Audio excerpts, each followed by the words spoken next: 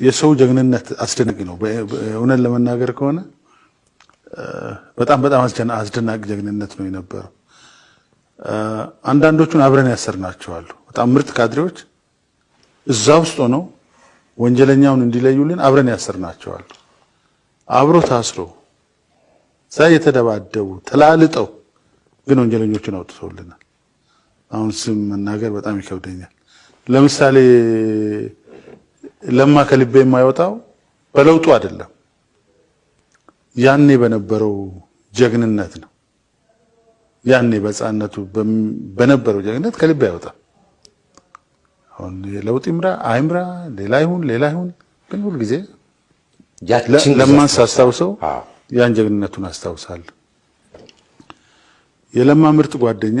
የባኮ ልጅ ነበር ሌላ በመኪና ተገልብጦ የሞተ ልክ እንደዛ ምርጥ በኋላ መኪና ተገልብጦ ገደለው ከእስረኞች ጋር ገብተው ተቀላቀሉ እና ስቃይ ግን አብረው ይቀበሉ ነበር እና ያዳነን